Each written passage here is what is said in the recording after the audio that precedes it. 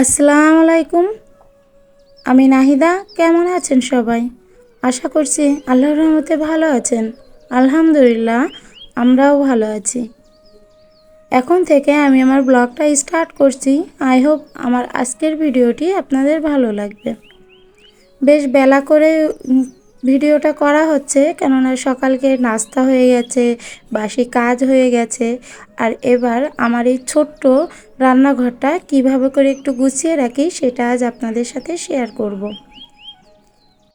আমার রান্নাঘরটা কিন্তু একদম রুমের সাথেই, আমার মেন গেটটা যখনই খোলা হয় সাথে সাথেই আমার রান্নাঘরটা দেখা যায়। আগে রান্নাঘর, তারপরে আমার দুইটা রুম, মানে দুইটা রুমের মুখ এমনভাবে রাখা যেটা আমার রান্নাঘরের সাথে জয়েন্ট। আমার রান্নাঘরে ঢুকেই তারপরে আমার দুইটা রুমে ঢুকতে হয়। তো রান্নাঘরটা যদি একটু গুছিয়ে না রাখি তাহলে কিন্তু ভীষণ বাজে দেখা যায়, আর মনে হয় ঘরটা অনেকটা অগোছালো আছে। তো সে কারণে আমি রান্নাঘরটা কিন্তু সবসময়ের জন্য গুছিয়ে রাখি। আমার যারা ভিডিও দেখেন আপনারা, যারা নতুন ভিউয়ার্সরা তারা হয়তো জানেন না, কিন্তু যারা আমার রেগুলার ভিডিও দেখেন তারা অবশ্যই জানেন যে আমি রান্নার পরপরই আমার রান্নাঘরটা খুব সুন্দর করে গুছিয়ে রাখি। অবশ্য আমি এখানে কিন্তু সবসময় রান্নাটা করি না, তবুও আমার প্রতিদিন কিন্তু এখানেও একবার করে রান্নাটা করা হয়। কেননা আমি চুলায় ভাত তরকারি এগুলো তো করে থাকি, কিন্তু এইখানটায় আমার ভাজি, আমার মেয়ে নুডলস তৈরি করা, চা তৈরি করা, পিঠে মাঠা তৈরি করা, সেগুলো কিন্তু সবটাই আমাকে এই রান্নাঘরটাই করতে হয়। তবে এতেও কিন্তু খুব তেলের একটা ছড়াছড়ি থাকে, তেল চিটচিটে ভাব থাকে। তো সেই কারণে এগুলো সবসময় একটু ক্লিন করে রাখলে এগুলো কিন্তু চিটচিটের ভাবটা একটু কম হয়।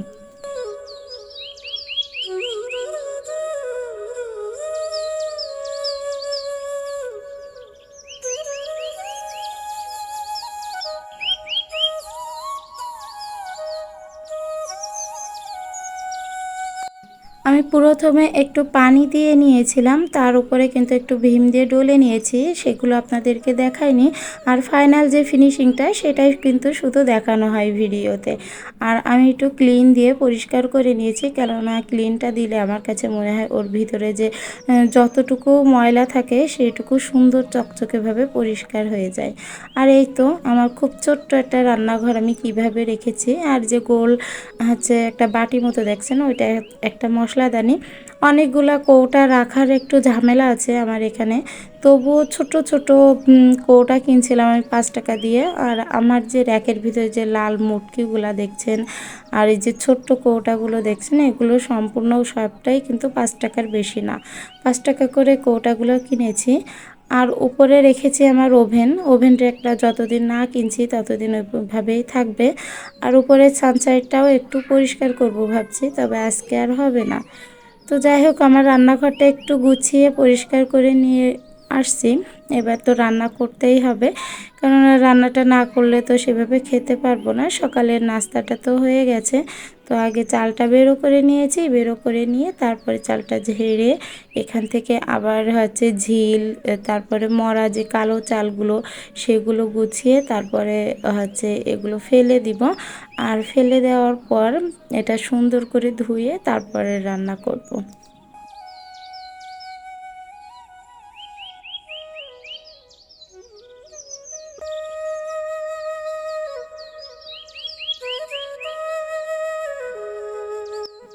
আমার রব চেয়েছে বলে আমি অনেক কিছু হয়তো হারিয়েছি, কিন্তু সময় হলে ঠিকই সে আবার দিয়ে দেবে আমাকে। শুধু তার জন্য একটু ধৈর্য এবং সময়ের অপেক্ষা। হারিয়েছি বলতে আমি আমার ফ্যামিলি হারিয়েছি, আমার সুন্দর একটা পরিবার ছিল, সে পরিবারটাকে আমি হারিয়েছি। খুবই মিস করি আমি আমার পরিবারটাকে। পরিবার বলতে আমার বাবা মা কথাই আমি বলছি। যারা আমার পুরাতন আছেন, যারা ভিউয়ার্সরা তারা অবশ্যই জানেন, আর যারা নতুনরা আছেন তাদের ক্ষেত্রে কিন্তু এই কথাটা বলছি। কিন্তু যারা পুরাতন তারা হয়তো বা একটু বিরক্ত হতে পারে যে বারবার একই কথা বলা, তো তাদের কাছে ক্ষমা চেয়ে নিচ্ছি কথাটা ওঠানোর জন্য। তো যাই হোক, আজ এ পর্যন্ত আসছি, এটুকু নিজের হচ্ছে কঠোর পরিশ্রম তো আছেই, আর সেই সাথে তো অনেক ধৈর্য, অনেক চোখের পানিও আছে। তো সব মিলিয়ে টুকিটাকি আলহামদুলিল্লাহ এখন ভালো আছি। ছাদে গিয়েছিলাম, যে ওখান থেকে হচ্ছে পেঁপে পেড়ে নিয়ে আসছিলাম যে রান্নাটা করব। তো এনে দেখি পেঁপেটা অনেকটা পেকে গেছে, তো এটা রান্না করলে হয়তো খাওয়া যাবে না, মিষ্টি লাগবে। পেঁপের পরিবর্তে হয়তো মিষ্টি কুমড়ার মতো স্বাদ লাগবে। তো সে কারণে আমি পেঁপেটা হচ্ছে এমনি কেটে দিচ্ছি, যে আমার বাসার সবাই খেয়ে নেবে। আমার ছেলে মেয়ে, আমার হাজব্যান্ড, আমার ভাই সবাই মিলে এটা কিন্তু খেয়ে নেবে। সংসারে সব কিছু মেনে নিলেই শান্তি, আর যদি না মানতে পারি সেটাই আমাদের অশান্তি। সময় যদি ভালো যায় তাহলে খারাপ কথাটাও মানুষের কাছে মজা বলে মনে হয়, কিন্তু সময়টা যখন খারাপ যায় তখন মজা করে কোনো কিছু বলাটাও লোকের কাছে খারাপ বলে মনে হয়। এটাই আমাদের সমাজের রীতিনীতি চলে আসছে, আর এটা থেকে বাঁচার তো কোনো উপায়ই দেখি না। দুনিয়াতে নিখুঁতভাবে কেউই জন্ম নেয় না, অথবা নিখুঁতভাবে কোনো কিছুই তৈরি হয় না। যে সব থেকে সুন্দর মেয়ে সেও কিন্তু আয়নার সামনে দাঁড়িয়ে নিজের খুঁতটা ঠিকই খুব সহজে বেরো করে নিতে পারে। আর আমাদের ভিতরে অনেক সময় আমরা নিজেদের ভিতরে নিজেরাই নিখুঁত খুঁজে বেড়াই, অথচ অন্যের যে সমালোচনা করতে কিন্তু আমরা ছাড়ি না। অনেক সময় দেখা যায় যে যে সুন্দর মেয়েটা আয়নার সামনে দাঁড়িয়ে তার খুঁত ধরছে, অথচ আমরা কিন্তু তার প্রশংসায় পঞ্চমুখ।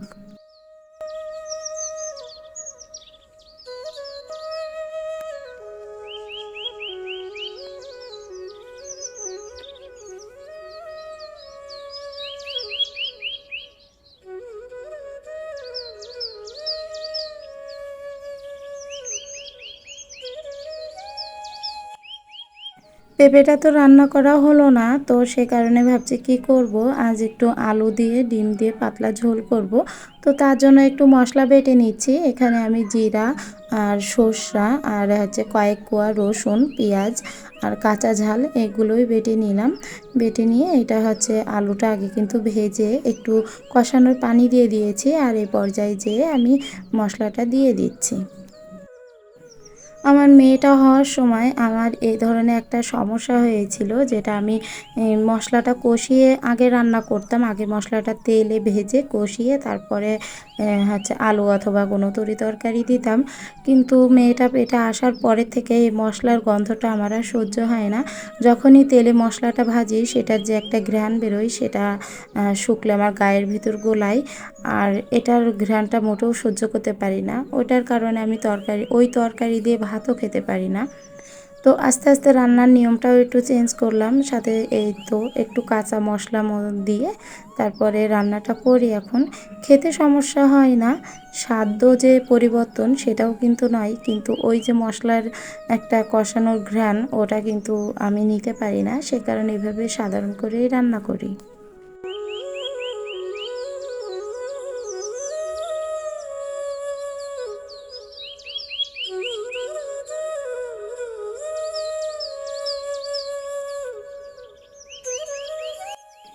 এই সংসারে যখন এসেছি তখন নিজের বলতে কিছুই ছিল না।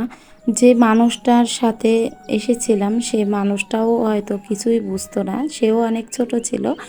আর সে যেহেতু বেকার ছিল, অনেক অল্প বয়সে বিয়ে দিয়েছে বাবা মা দুজনেই, কিন্তু দুজন দুজনের কোনো কিছুই বুঝতাম না। একটা সংসার যে আলাদা হবে সেটাও কখনো ভাবিনি, কিন্তু সময়তে আমাকে অনেক কিছু শিখিয়ে দিয়েছে। সংসারে যখন এসেছি তখন কোনো কিছুই মনে করতাম না যে একটা আলাদা সংসার হবে অথবা সেই জায়গাটা আমার হবে, কিছুই ভাবতাম না। যেমনটা বাপের বাড়িতে ছিলাম ঠিক তেমনভাবেই থাকতাম। আর শাশুড়ির সংসারে হয়তো তার সাথে হাতে হাতে কিছু কাজ করে দিতাম, কিন্তু অনেক সময় হয় না, সময়তে অনেক কিছু বোঝা যায়, সময়তে অনেক কিছু শেখা যায়। তো আমি সময়তে অনেক কিছু শিখেছি। যেমন শিখেছি শাশুড়ির কাছ থেকে ডালের ফোড়নটা কেমন হয়, রুটি বেলাটা কেমন হয়, কিভাবে নারকেলের পিঠাটা তৈরি করতে হয়, তেমনটা শিখেছি কিভাবে সংসারে নিজেকে কঠোর করতে হয়। অনেক কিছুই শিখেছি বাপের বাড়ি থেকে, কিন্তু এগুলো কখনোই মেয়েরা শিখে আসে না। আবার একটা মেয়ে এটাও শেখে না যে শ্বশুরবাড়িতে যেয়েই আছে স্বামীকে নিয়ে আলাদা থাকবো, এরকম মানসিকতাও কিন্তু হয়ে আসে না। চুলায় আমি না ভেজে ডিমটা এখানে ভাজলাম, কেননা আমার চুলার যে কড়াইটা ওই কড়াইটার ভিতর কিন্তু হচ্ছে ডিমটা মেলে দেওয়া যেত না। তো সে কারণে আমি ওখানে রান্নাটা না করে ডিমটা এখানে ভেজে নিলাম। আর এখান থেকে ডিমটা নিয়েছে তারপরে আলুর ভিতরে দিয়ে দিলাম। তো আলুটা রান্না শেষ। আপাতত বাইরের কাজটা কমপ্লিট করে এসেছি, এবার রুমে এসেছি। রুমে এসে দেখি যে বিছানাটা একটু দলা হয়েছিল, তো সেটা আবার ঝাড়লাম। ঝেড়ে চারপাশটা গুছিয়ে বিছানাটা টান টান করে রাখলাম। আর এটা হচ্ছে গোসলের আগে যদি এটা কমপ্লিট করে না যায় তাহলে কিন্তু ভীষণ পরিমাণে সমস্যা হয়।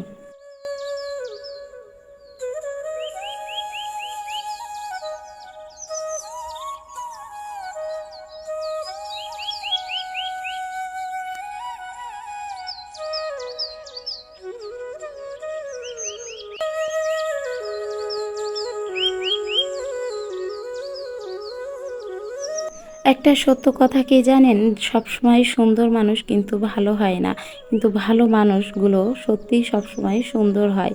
তাদেরকে দেখলেই কেন জানি মনের অনুভূতিটা একটু অন্যরকম হয়ে যায়। কিন্তু আমাদের মধ্যে আমরা কিন্তু অনেক ভুল করি, মুখের চেহারা দেখে মানুষের মনের বিচার করতে চাই। এটাই হয় আমাদের সবথেকে ভুল। আমাদের অতীত তো আমরা কখনো পরিবর্তন করতে পারবো না, কিন্তু আমাদের ভবিষ্যৎ যাতে সুন্দর হয় সেটা নিয়ে কিন্তু আমরা পরিকল্পনা অথবা পরিবর্তন করার চেষ্টা করতে পারি। আর আমার রুমটা একটু পরিষ্কার হয়ে গেছে, আর আমার রুমের ভিতরে প্রচুর পরিমাণে আলো ঢোকে, তো সেই কারণে আমি পর্দাটা দিয়ে দিয়েছি যাতে রৌদ্রটা না আসে।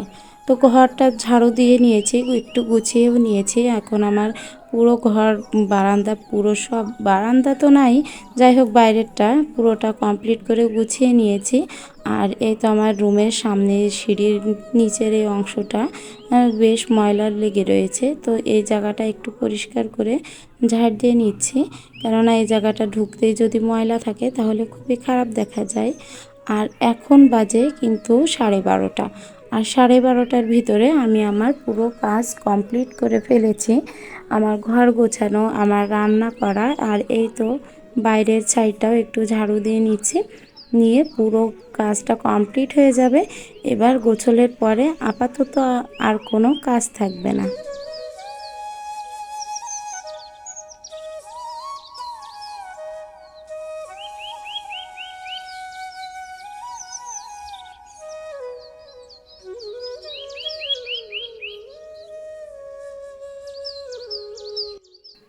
রুমটা ঝাড়ু দেওয়ার পরপরই মনে পড়লো যে এগুলো এখনও ঝাড়া হয়নি, এগুলো বেশ ময়লা জমেছিল।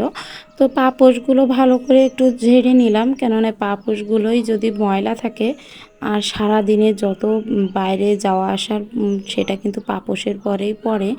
আর সে পাপোশটা আগে হচ্ছে ঝেড়ে তারপরে হচ্ছে দিয়ে দিলাম আবার।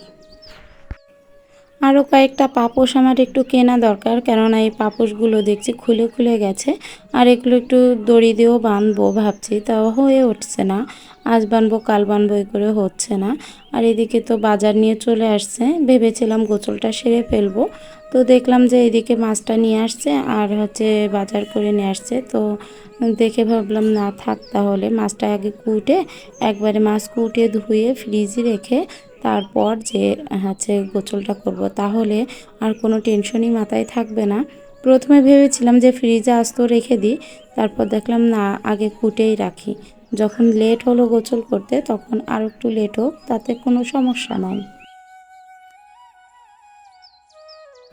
আমার আজকের ভিডিওটি যদি আপনাদের ভালো লেগে থাকে তাহলে প্লিজ আমার ভিডিওতে একটা লাইক দিতে ভুলবেন না। আর যদি চান আপনাদের বোনটি একটু হলেও ইউটিউবে জায়গা করে নিক তাহলে প্লিজ চ্যানেলটিকে সাবস্ক্রাইব করবেন, এই বোনটির পাশে দাঁড়াবেন। মাছটা ভালো করে ধুয়ে নিচ্ছি, আর আমি মাছটা কিন্তু আমার রুমে ধুই না, কারণ এই মাছটার গন্ধটা সারা রুমে ঢুকে যাবে। আর মাছটা কোটার পরে এই আসতে গন্ধটা তো মোটেও সহ্য হয় না, যে কারণে আমি এটা ধোয়ার জন্য ছাদে চলে আসি। আর ছাদেই হচ্ছে মাছটা সুন্দর করে ধুয়ে আবার যে মাছের যে পানিটা হয় সেটা আবার আমার যে গাছগুলো লাগানো আছে গাছের গোড়ায় দিতে পারি। এটাও একটা সুবিধা হয়, গাছের গোড়ায় দিলে কি হবে, সেটা একটা সারের একটা কাজ করবে। তো সেই কারণে মাছটা উপরেই ধুই, আর হচ্ছে আমারও সুবিধা হয় উপরে ধুতে। তো মাছটা আগে কন্টেনারে ভরে এটা ফ্রিজে রাখবো। তো আমার আজকের ভিডিওটা এই পর্যায়ে শেষ করছি। দেখা হবে নতুন কোনো ভিডিও নিয়ে। ততদিন আপনারা ভালো থাকবেন, সুস্থ থাকবেন আর আমার পাশেই থাকবেন। আল্লাহ হাফেজ।